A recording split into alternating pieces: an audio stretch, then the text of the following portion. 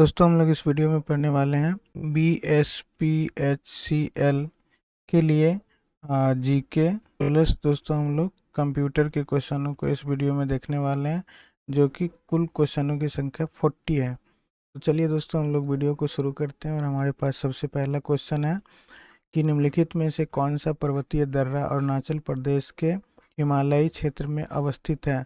तो दोस्तों यहाँ पे ऑप्शन है जोजिला दर्रा, जो कि जम्मू कश्मीर में स्थित है। खारदुंगला दर्रा, ये भी जम्मू कश्मीर के लद्दाख क्षेत्र में स्थित है। दोस्तों बनिहाल दर्रा, ये भी जम्मू कश्मीर में स्थित है। तो कहता है कि अरुणाचल प्रदेश के हिमालयी क्षेत्र में। तो ये दीफू दर्रा जो है दोस्तों, ये अरुणाचल प्रदेश में स्थित है। तो ऑप्शन बी इसका सही आंसर हो जाएगा। अगला क्वेश्चन है कि निम्नलिखित में से कौन से चालुक्य शासक कीर्तिवर्मन प्रथम के पूर्ववर्ती थे, अर्थात कीर्तिवर्मन प्रथम से पहले शासन किया था। तो दोस्तों ये पुलकेशिन प्रथम थे। ऑप्शन 4 इसका सही आंसर है। अगला क्वेश्चन है महाबलीपुरम स्मारक समूह, जो कि यूनेस्को का विश्व विरासत स्थल है, यह निम्नलिखित में से किस राज्य में अवस्थित है। तो दोस्तों ये महाबलीपुरम का जो स्मारक या मंदिर है, ये तमिलनाडु में स्थित है। ऑप्शन ए इसका सही आंसर हो जाएगा। अगला क्वेश्चन है कि लेटेराइट मृदा में निम्नलिखित में से किसकी अधिकता होती है। तो दोस्तों लेटेराइट मिट्टी में लौह या आयरन ऑक्साइड की मात्रा अधिक होती है, जिसके कारण इसका रंग लाल भी होता है। तो ऑप्शन ए इसका सही आंसर हो जाएगा। अगला क्वेश्चन है कि कोई विशिष्ट जैव रासायनिक अभिक्रिया प्रेरित करने के लिए उत्प्रेरक के रूप में कार्य करने वाले किसी सजीव द्वारा उत्पादित पदार्थ को क्या कहा जाता है। तो दोस्तों किसी विशेष जैव रासायनिक अभिक्रिया को प्रेरित करने के लिए उत्प्रेरक के रूप में जो सजीव द्वारा उत्पादित किया जाता है, उसको एंजाइम कहा जाता है। ऑप्शन बी इसका सही आंसर हो जाएगा।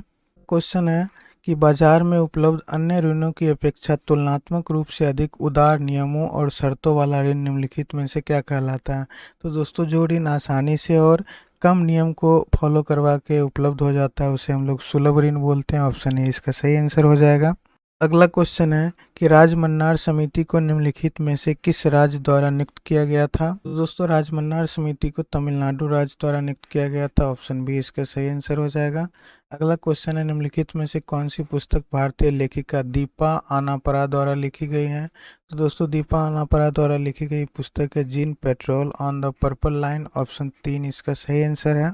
अगला क्वेश्चन है कि भारत के संविधान का निम्नलिखित में से कौन सा अनुच्छेद पाकिस्तान के कुछ प्रवासियों की नागरिकता के अधिकारों से संबंधित है। तो दोस्तों ये अनुच्छेद 7 का संबंध है। ऑप्शन ए इसका सही आंसर हो जाएगा। अगला क्वेश्चन है प्रथम विश्व युद्ध आरंभ होने के समय भारत का गवर्नर जनरल निम्नलिखित में से कौन था।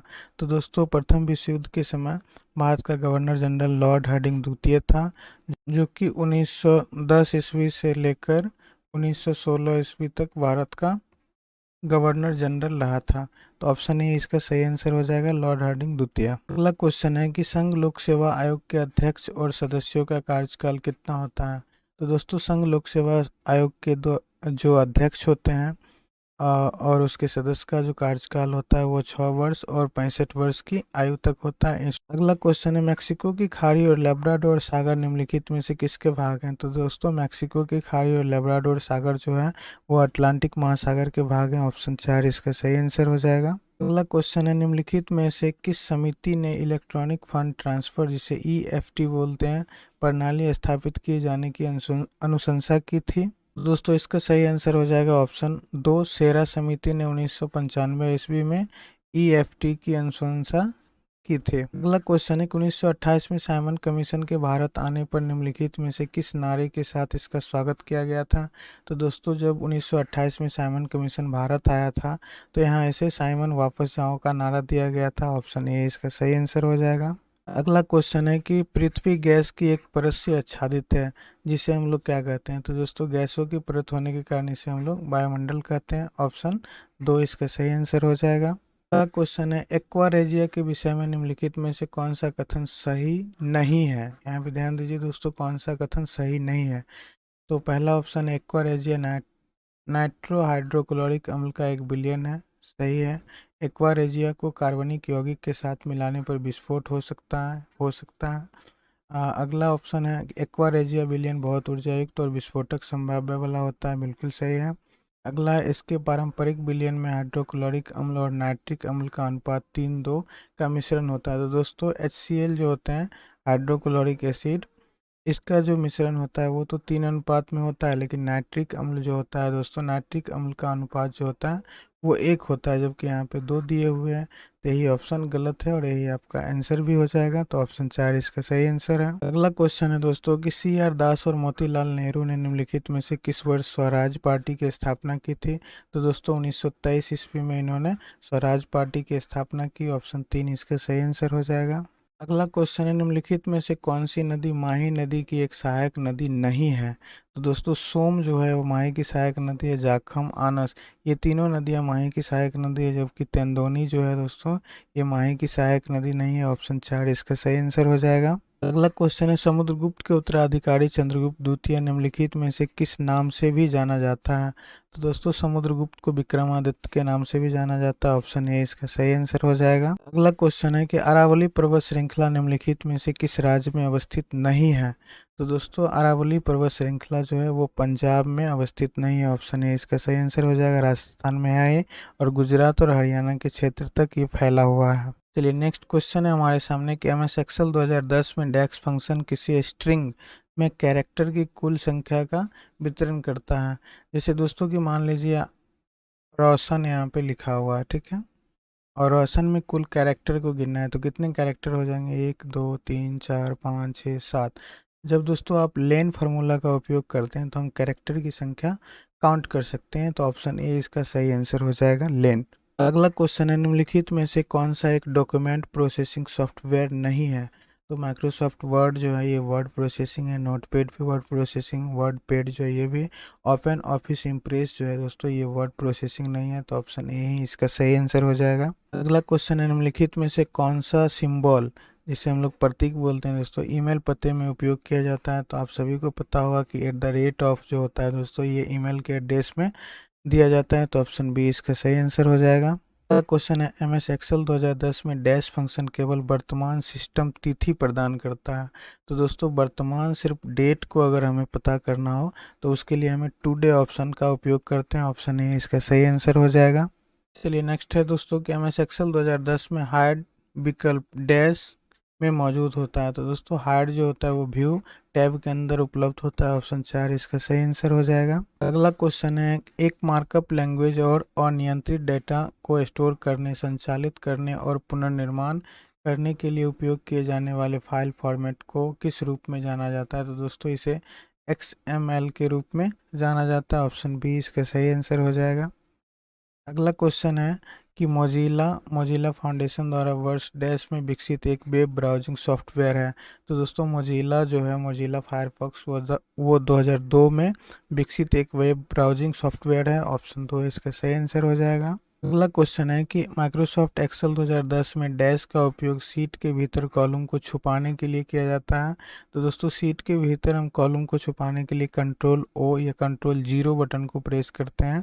तो ऑप्शन ए इसका सही आंसर हो जाएगा। अगला क्वेश्चन है कि डैश वर्कशीट विंडो के निचले किनारे का नाम है जो एमएस एक्सेल 2010 में एक्सेल वर्कशीट के बारे में निम्नलिखित जानकारी प्रदर्शित करता है?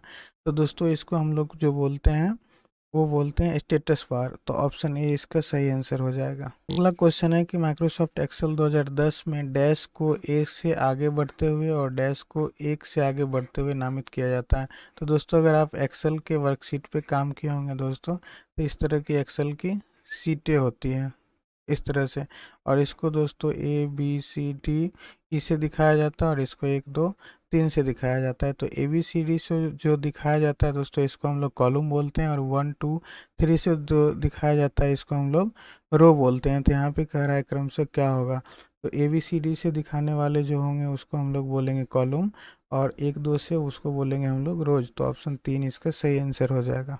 अगला क्वेश्चन है कि माइक्रोसॉफ्ट वर्ड डॉक्यूमेंट में सिलेक्ट किए गए टेक्स्ट या ग्राफिक्स को कट की स्वतः क्लिपबोर्ड स्टोर हो जाता है के लिए निम्नलिखित में से किस शॉर्टकट की का उपयोग करते हैं? तो दोस्तों हम किसी भी टेक्स्ट को काटने के लिए कंट्रोल के साथ X बटन का उपयोग करते हैं। ऑप्शन ए इसका सही आंसर हो जाएगा। अगला क्वेश्चन है कि माइक्रोसॉफ्ट एक्सेल में वर्कबुक को विशिष्ट वर्कशीट में बांटने के लिए निम्नलिखित में से किसका प्रयोग किया जाता है? तो दोस्तों ये सीट टैब का प्रयोग किया जाता है। ऑप्शन ए इसका सही आंसर होगा। अगला क्वेश्चन है प्राप्त ईमेल को देखने और प्रबंधित करने के लिए आमतौर पर निम्नलिखित में से किस विकल्प का प्रयोग किया जाता है? तो दोस्तों हम लोग इनबॉक्स का उपयोग करते हैं। ऑप्शन 3 इसका सही आंसर हो जाएगा। अगला क्वेश्चन है कि माइक्रोसॉफ्ट वर्ड में टेक्स्ट फॉर्मेटिंग के संदर्भ में निम्नलिखित में से कौन सा विकल्प इफेक्टा श्रेणी के अंतर्गत आता है? तो दोस्तों ये स्ट्राइक थ्रू जो आता है, स्ट्राइक थ्रू में क्या होता है दोस्तों, जैसे मान लीजिए यहाँ पे लिखा हुआ है सेम, ठीक है, हम बीच से इसको ऐसे काटना चाहते हैं, तो इसको काटने के लिए हम लोग स्ट्राइक थ्रू ऑप्शन का उपयोग करते हैं। तो ऑप्शन ए इसका सही आंसर हो जाएगा। अगला क्वेश्चन है माइक्रोसॉफ्ट वर्ड में किसी पिक्चर, प्रोग्राम या वेब ईमेल एड्रेस लिंक बनाने के लिए निम्नलिखित में से किस फीचर का प्रयोग किया जाता है? तो दोस्तों हम लोग माइक्रोसॉफ्ट वर्ड के अंदर पिक्चर या प्रोग्राम के लिए जो हाइपरलिंक बनाते हैं या लिंक बनाते हैं उसको हाइपरलिंक के नाम से जाना जाता है। तो ऑप्शन ए इसका सही आंसर हो जाएगा। अगला क्वेश्चन है माइक्रोसॉफ्ट एक्सेल 2007 में निम्नलिखित में से कौन सा फंक्शन किसी संख्या या निरपेक्ष मान प्रदर्शित करता है जो बिना किसी प्रतीक चिन्ह की एक संख्या होती है? तो दोस्तों ये होता है एबीएस, जिसको हम लोग बोलते हैं absolute value. Absolute value option B इसका सही आंसर हो जाएगा। अगला क्वेश्चन है माइक्रोसॉफ्ट वर्ड 2007 में प्रिंट प्रीव्यू विकल्प में जाने के लिए निम्नलिखित में से किस अनुक्रम का प्रयोग किया जाता है? तो दोस्तों सबसे पहले माइक्रोसॉफ्ट ऑफिस के अंदर जाते हैं हम लोग, उसके बाद प्रिंट, और प्रिंट के अंदर प्रिंट प्रीव्यू ऑप्शन को क्लिक करेंगे तो हम प्रिंट प्रीव्यू देख सकते हैं। तो ऑप्शन 3 इसका सही आंसर हो जाएगा। अगला क्वेश्चन है कि इंटरनेट प्रोटोकॉल के संदर्भ में HTTP का पूर्ण रूप क्या है? तो दोस्तों HTTP का पूरा नाम होता है hyper text transfer protocol. Option 2 इसका सही आंसर हो जाएगा। अगला क्वेश्चन है कि मोबाइल फ़ोन के साथ इंटरनेट का प्रयोग करने के लिए निम्नलिखित में से किस सेवा का सबसे अधिक प्रयोग किया जाता है? ये 3G और 4G का प्रयोग किया जाता है। दोस्तों यहाँ पर G4 जो है, G4 होता है जेनरेशन, ठीक है, तो ये थर्ड और फोर्थ जनरेशन को इंगित करता है। अगला क्वेश्चन है कि माइक्रोसॉफ्ट एक्सेल में निम्नलिखित में से कौन सा सेल रेफरेंस डिफ़ॉल्ट होता है? तो दोस्तों ये रिलेटिव रेफरेंस जो होता है वो डिफ़ॉल्ट होता है। ऑप्शन है 2 इसका सही आंसर हो जाएगा, जिसको हिंदी में हम लोग बोलते हैं सापेक्ष।